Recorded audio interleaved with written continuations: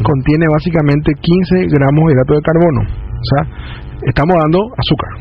Porque aparte que... El cuerpo metaboliza como azúcar eso. No solamente eso, sino que la miel de abeja viene a partir de ¿qué? Del polen de las flores. O sea, lo capta a partir de la fructosa, que también es un azúcar natural.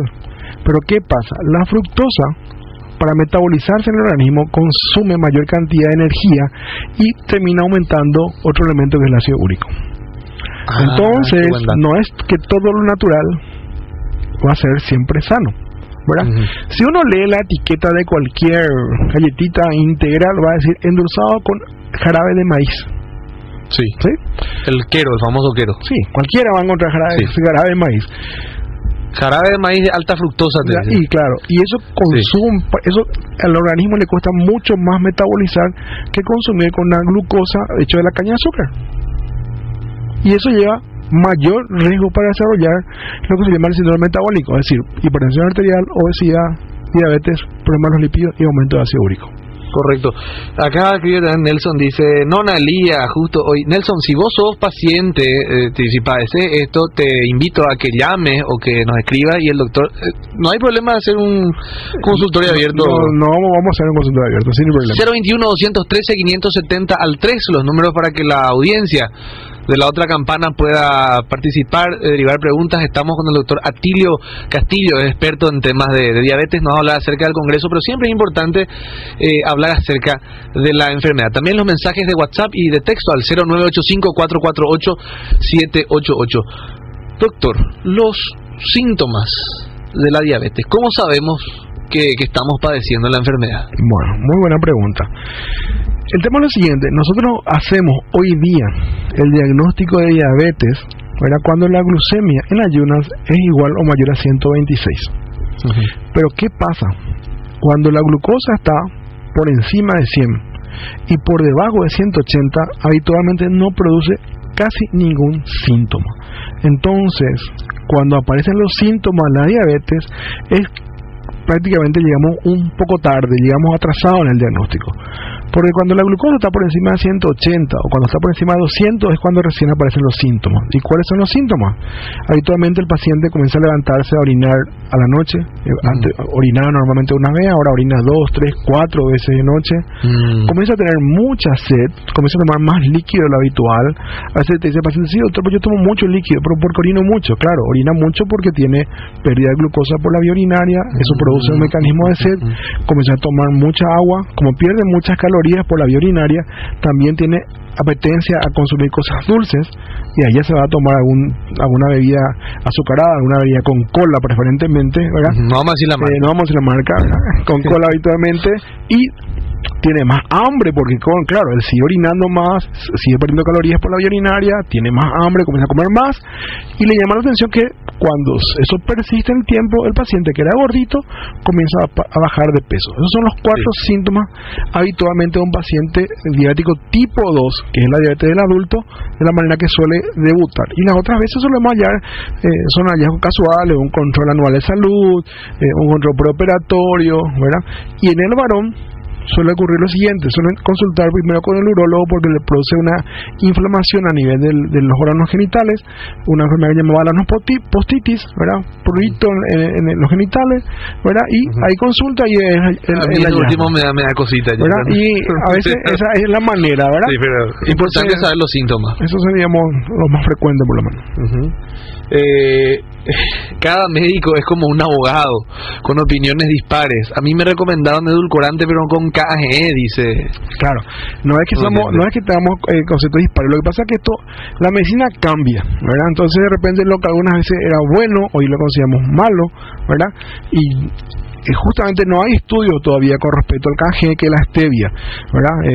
Por ahora se le recomienda usar stevia, pero hay que tener mucho cuidado porque la gran mayoría de las stevia en el mercado paraguayo vienen asociados a algún otro tipo de edulcorante. Entonces tienen que buscar en el supermercado, leer la etiqueta y buscar cuál es el edulcorante que tiene solamente stevia. No puedo decir la marca porque hay una sola en el mercado que tiene stevia sola, ¿verdad? Acá una oyente pregunta lugar donde atiende o dirección de su consultorio. Ya gracias a este espacio le van a caer pacientes al doctor Castillo. En realidad, habitualmente no me gusta decir, ¿verdad? Bueno, sí. Estoy en la parte pública, ¿verdad? En el Instituto de Previsión Social, ¿verdad? Sí. En el Servicio de Endocrinología. Estoy en el Hospital General de Luque, donde tenemos el Centro de Alta Complejidad en Diabetes, y desarrollo mi actividad privada en la República del Luque, ¿verdad? Ahí está, mira, es nuestro operador que... Steven, vos atendés bien los detalles que... ¿Cuál es la relación del tabaquismo con la diabetes? Muy buena pregunta. Hace poco estábamos justamente con el tema de la ley del tabaco. Sí. Estuvimos hablando en otro programa y muchas veces la gran mayoría de los invitados eran los neumólogos por una cuestión del cáncer de pulmón, los cardiólogos por una cuestión de la cardiopatía isquémica. Sí, tiene. El hecho de fumar aumenta el riesgo de desarrollar diabetes, y el hecho de fumar en los diabéticos aumenta la dificultad para el control metabólico, requiere mayor dosis de insulina, y más aún, si la mujer embarazada fuma, el riesgo de desarrollar diabetes gestacional aumenta. Entonces, lo ideal es no fumar, ¿verdad? Y el que fuma tiene que dejar de fumar. ¿Pero por qué, doctor? Uno dice, ¿qué tiene que ver? Es un humo que entra a través de mis pulmones. ¿Qué tiene que ver eso? Produce trastorno a nivel de la resistencia a la insulina, ¿verdad? Debido a la cantidad de sustancias tóxicas que tiene el cigarrillo, ¿verdad? El cigarrillo tiene miles de sustancias, ¿verdad?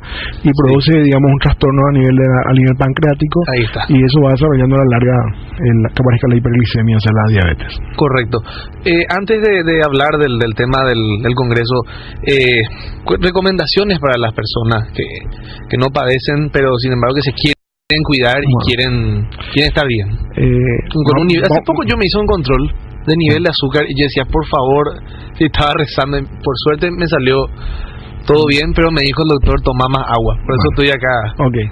Digamos, el control anual de salud, algo que no está muy en nuestro caracol, ¿verdad? El paraguayo no quiere asistir a su consulta, ¿verdad? Hay países en el cual inclusive para cobrar el salario tiene que tener su control anual de salud. Entonces, si uno, entre comillas, se conoce sano, debería hacerse un control con su médico clínico o su médico de familia o médico de cabecera una vez al año, ¿verdad?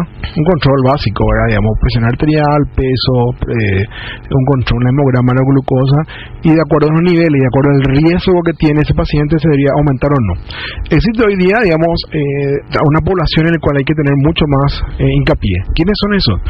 Digamos, todas las personas por encima de 40 años que tengan sobrepeso u obesidad, que tengan hipertensión arterial y que tengan familiares en primer grado, madre o padres o abuelos o tíos con diabetes, deberían hacerse un control anual, no solamente de la glucemia, sino también de un estudio que se llama prueba de tolerancia a la glucosa, con el cual nosotros podemos adelantar el diagnóstico de diabetes e inclusive hacer el diagnóstico de prediabetes, con el cual se pueden comenzar tratamientos, y si es prediabético, evitar que desarrolle diabetes, porque hoy se puede evitar, y en los diabéticos hacer un diagnóstico precoz antes que aparezcan los síntomas y antes que aparezcan las complicaciones. Acá escribe Milton y pregunta, ¿qué tal es la efectividad de los aparatitos que miden el nivel de azúcar en la sangre? Bueno, nosotros tenemos en el mercado varios glucómetros, ¿verdad? Estos glucómetros lo que dosan es la glucemia capilar, ¿verdad?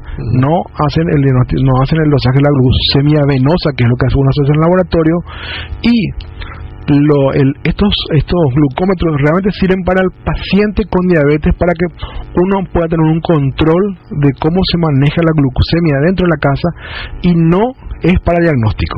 Lastimosamente a veces se utiliza para detectar, entre comillas, pero por una cuestión netamente de marketing se usa para detectar. Realmente no sirve para detectar. Tus colegas que hacen eso están errados, entonces tienen que hacer lo ideal, sí, se hace por una cuestión de campaña. Si vamos a salir a buscar diabéticos y tiene errores, ¿verdad? Tiene un no es preciso.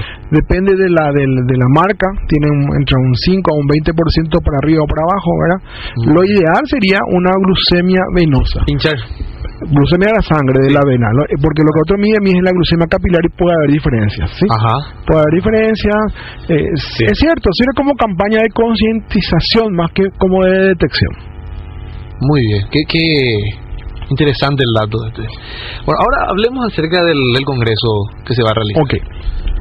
Bueno, Vamos a partir de lo siguiente. O sea, este es un congreso, digamos, una revisión realmente del Congreso Americano de Diabetes, es decir, un resumen de los puntos más importantes que se tocó en el Congreso Americano de Diabetes, que se realiza cada año en los Estados Unidos. Entonces, lo que nosotros traemos este sábado 21, ¿verdad?, que está dirigido a personal de salud, ¿verdad?, es básicamente los puntos más importantes y resaltantes, resumir en una media mañana un congreso que dura 5 días, ¿verdad?, en los puntos clave en el cual podemos cambiar la conducta del personal de blanco, médicos inclusive, era médico o otro personal que nos acompaña en el tratamiento de la diabetes. Básicamente en eso se basa este resumen del Congreso Americano, ¿verdad?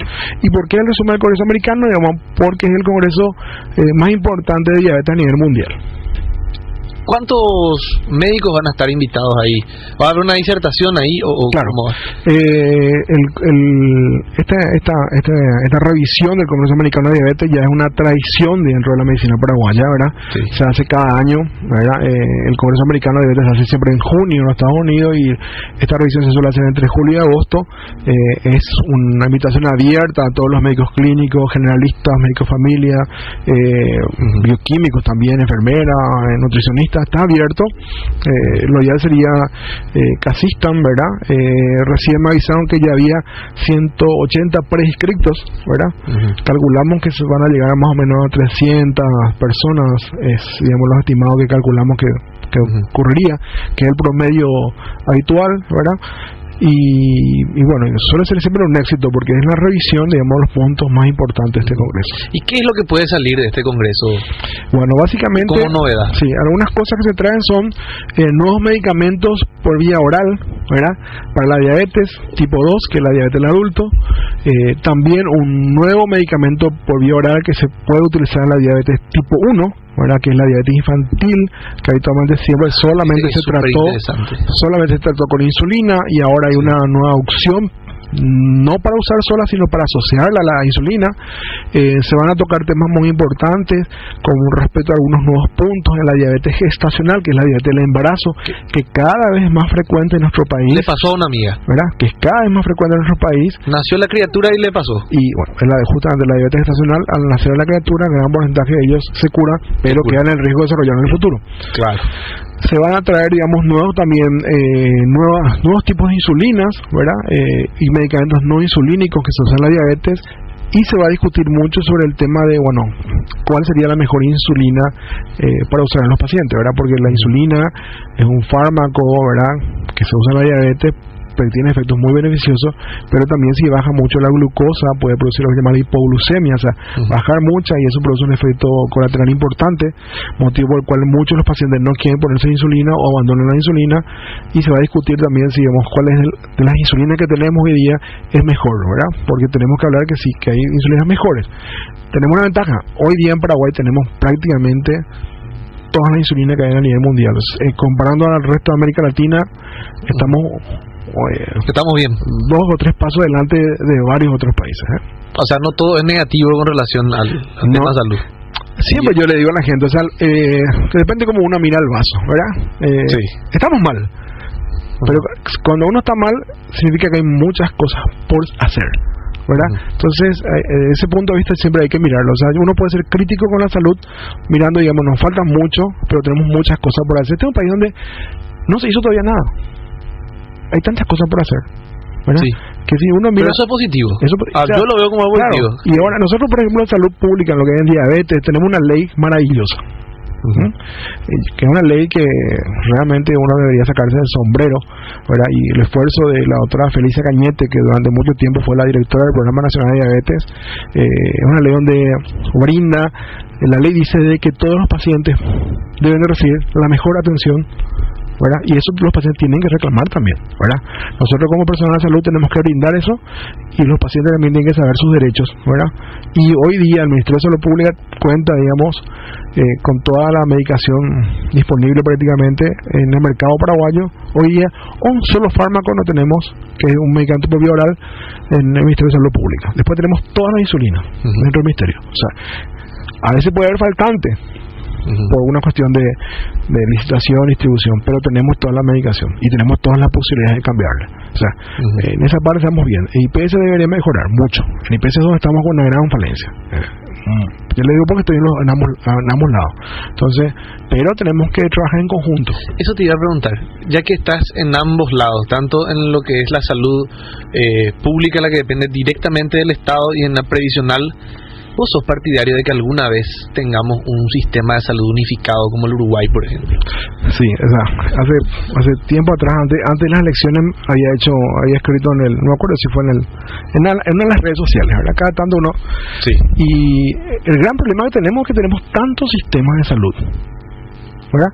Tenés el IPS, tenés el Ministerio de Salud Pública, tenés el Hospital de la Policía, tenés el Hospital Militar, tenés las prepagas, ¿verdad? Y tenés la actividad privada netamente. O sea, tenés entre 6 a 10 que te cobran hasta por el aire que respiras. Claro, entonces tenés entre 6 a 10 sistemas de salud. Acá debería haber un solo sistema de salud.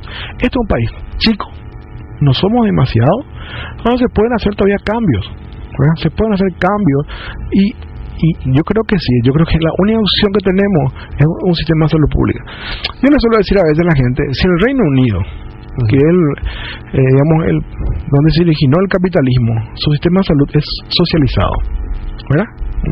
Sí. Es así, ¿verdad? El Reino Unido, donde se creó el capitalismo, su sistema de salud es socializado, con un control estricto. No te cobran absolutamente nada. Claro, con un control estricto de lo que el médico hace, de lo que el médico prescribe y de la atención de sus pacientes. Igualito que acá, irónicamente. Y acá se puede hacer todo eso. Es cuestión de voluntad política y también de que la gente entienda que eso no se puede hacer en 3 años ni en 5 años. Eso es algo que tiene que hacerse en 10, 15 o 20 años. Pero alguien tiene que comenzar. Otra pregunta, ¿la diabetes puede ser causante de impotencia sexual? Se pregunta. Encima pregunta una oyente, no voy a decir su nombre. Sí, bueno, eso es una mujer. Es un gran problema en el consultorio. Sí, la disfunción eréctil del varón es lo que habitualmente más fácilmente uno lo puede apreciar. Y es un gran problema en la consulta, porque el varón es reticente, no quiere consultar. Sobre todo el paraguayo. El paraguayo no quiere consultar, Y menos si es por... ¿verdad? A veces ocurre, y nosotros tenemos un gran problema también. Nosotros para darte un ejemplo, la gran mayoría de los médicos, o endocrinólogos o diabetólogos de este país, son mujeres. La gran mayoría. No va a querer que una... Es un gran problema. Entonces, ¿qué pasa? El varón no quiere contar ese problema a una médica, a una doctora. Entonces, trata de buscar consultar con un varón. Para darte un ejemplo, en IPS de 14 que estamos en el servicio, solamente somos 2 varones, 12 mujeres. Entonces, te dice ese paciente, doctor, después de 2 años pueden consultar contigo y te quiero contar algo, ya que hoy no vio mi esposa. Tiene vergüenza de contar. La disfunción eréctil es muy frecuente en el varón. Tiene tratamiento, a veces no, depende de en qué momento llegó a la consulta, pero también tiene problemas la mujer. En la mujer también hay una disfunción sexual, ¿verdad? Por un montón de trastornos autonómicos que suele tener la mujer. Entonces, tienen que contarlo a su médico, tienen que comentar, no tienen que tener miedo, ¿verdad? Nosotros no somos cuculele del otro lado, ¿verdad? Y también tienen que ser honestos con nosotros, y así también el médico va a ser honesto a decirle, mira, esto se puede hacer y esto ya no se puede hacer. Yo siempre digo eso, qué poca cultura de consultar, de salud preventiva que tenemos en este país. Cero. Nada. Esperamos estar así, pero es como cuando uno tiene el vehículo y cuando está hacia punto de caer se le lleva al mecánico. Y creo que con el cuerpo la misma cosa hacemos. Mira, yo creo que gran parte de eso se debió a lo siguiente. Siempre hubo un cobro de la consulta en salud pública, aunque sea se te cobraba 1.000 guaraníes. Entonces eso fue una barrera. Bueno, eso fue una barrera para la consulta. Mucha gente... hasta el 2008. Exactamente. Hay unas cosas que realmente uno puede diferir con lo que hizo Lugo, Esperanza Martínez, pero hizo algo muy importante. Es sacar la barrera, una barrera que es el costo directo. Hay un costo indirecto que todos vamos a pagar, pagamos con el IVA, el IRP o lo que sea. Hay un costo indirecto. Pero liberar la consulta y proveer los insumos básicos hizo de que aumente la consulta. Estamos lejos todavía. La creación de los sistemas de atención primaria en la salud, un avance terrible. Lastimosamente no se siguió invirtiendo en eso, porque eso debería ser el sostén para que los pacientes no nos lleguen complicados al hospital. Porque eso es lo que pasa. Si nuestro sistema de atención primaria funcionase como debería funcionar las APS, llegarían menos pacientes al hospital, menos pacientes para terapia intensiva, aumentaría la consulta, y eso es algo que deberíamos hacer. Nosotros deberíamos, desde el punto de vista de la diabetes, no vamos a poder atender a todos si todos los diabéticos quieren consultar con los diabetólogos del país, va a ser imposible. Va a ser imposible. Yo me acuerdo cuando, a propósito del punto de la APS, cuando se quiso implementar, hubo un grupo de médicos que saltaron, pegaron el grito al cielo y dijeron, se va a cubanizar la salud pública. Y al final no, la gente encima adora las APS porque por primera vez ven que llegan médicos a sus comunidades, a sus barrios, gente que nunca en la vida se le dio pelota y veían, se sentían cuidados. Yo creo que el Estado tiene que cuidarla a su gente. Exactamente, yo creo que tiene una mayor inversión y más aún en estas enfermedades crónicas no transmisibles como la diabetes, la hipertensión y la obesidad, ¿verdad? Donde a veces como no duele, ¿verdad? Pero va produciendo daño, va aumentando el impacto. Y fíjate que la diabetes es la primera causa de amputación de miembros inferiores no traumática, es la primera causa de ceguera en el Paraguay y en todo el mundo, y es la primera causa de ingresar a diálisis con los altos costos que conlleva la diálisis en un país pobre como el nuestro, donde tenemos que optimizar el uso de los recursos. Correctísimo. Doctor, le agradecemos muchísimo una oyente manda también acá su resultado. Por último, no te voy a mostrar porque yo no sé cuál es tu política que tenés con relación a las consultas vía WhatsApp. Porque la mayoría de mis amigos médicos me dijeron que eso no es parte de su política, que prefieren hacer en el consultorio. Algún día podríamos discutir sobre todo lo que sería las redes sociales en el manejo de la medicina. Es algo nuevo en Paraguay. No se habla, se lo trata bastante mal. Hay que ver el lado positivo y hay que ver el lado negativo, ¿verdad? Entonces, un capítulo muy interesante cada una vez. Las consultas por WhatsApp. Las consultas por redes sociales, ¿verdad? Sí. Tiene su impacto, ¿verdad? Nosotros como médicos no podemos dejar de utilizar las redes sociales para comunicarnos con la población. Nosotros no podemos dejar de comunicarnos por una cuestión de los costos, ¿verdad? Entonces tenemos que saber hasta dónde podemos utilizar las redes sociales. Los pacientes también tienen que saber hasta dónde ellos pueden utilizar las redes sociales. Entonces es una cuestión de discutir, sentarnos a hablar, de ver los límites. Ese tema es pero sumamente interesante porque, bueno, el juramento hipocrático dice que el médico tiene que estar al pie del cañón, pero sin embargo hay una línea que es más mercantilista, entonces hay ahí una... Claro, el juramento hipocrático... línea. El juramento hipocrático se tiene que rediseñar. Si uno mira el juramento hipocrático británico, me encanta la salud británica, tiene su efecto, ¿verdad? ¿Vos viste el documental Psycho de Michael Moore, verdad? Sí. Bueno, ese me borró la... Pero el juramento británico dice bien claro, por ejemplo, el médico debe recibir una paga. Dice bien clarito, es uno de los pocos juramentos donde dice que no se tiene que pagar, ¿verdad? Pero hay ese límite con la población, ese límite con el paciente, uno lo establece, ¿verdad? Yo suelo decirle a veces, cuando tengo un paciente con diabetes gestacional, yo tengo que verla a ese paciente, ¿verdad? Y sobre todo en la actividad privada, ¿verdad? Entonces le digo, mira, yo te tengo que ver en 3 o 5 días, ¿verdad? Y eso ocurre que eso tiene un alto costo. Yo no trabajo con ninguna prepaga, ¿verdad? Entonces le digo, mira, me vas a pasar por esta red social tus resultados para ver si te veo o no te veo. Bueno, entonces, pero ella sabe también, pero también le digo, no me vaya a pasar cualquier cosa, ¿verdad? Estaba ese paciente y te dice, doctor, te llama un domingo a las 12 de mediodía, te dice, doctor, ¿puedo comer algún día? Eso no, ¿verdad? Eso, por ejemplo, ya saca fuera de contexto, digamos, lo que sería una buena comunicación por los actuales medios de comunicación que tenemos, ¿verdad? No me llama la pregunta. No, ahora me dice nomás, de acá para la Argentina sí, porque el médico que la atiende a mi esposo siempre consulta por vía WhatsApp, pero cada 6 meses sí o sí le pide ver en persona. Entonces yo te puedo pasar eso, doctor, que me envía el oyente. Sí. O en todo caso dejamos tu número para que el oyente después te escriba o te llame. ¿Cuál es tu número? El número es anotá, Emilce. 0972 11 11 50. 0972 11 50. Doctor Atilio Castillo, muchísimas gracias por estar. ¿Algo más que faltó agregar? Bueno, le agradecerle antes que nada, y bueno, quería comentar la parte, yo estoy como actual presidente de la Sociedad Paraguaya de Diabetología, ¿verdad? Tenemos 2 años de duro trabajo, en las cuales una de las prioridades es tratar de estar más en contacto con la comunidad, porque esto es algo que tenemos que trabajar entre todos, ¿verdad? Tanto el personal blanco, la población y los medios de comunicación, porque tenemos que hacer campañas de prevención para evitar el impacto en la salud pública a largo plazo, porque si no vamos a tener gente joven, económicamente no activa, y en un país como el nuestro eso es un pecado fatal, ¿verdad? Entonces la población es ser consciente, digamos, de todo lo que sea su plan de alimentación, tratar de saber más sobre cómo alimentarse, salir a caminar un poco más, ¿verdad? Tratar de bajar de peso, ¿verdad? Y eso son medidas sencillas en las cuales puede uno tener un impacto en salud.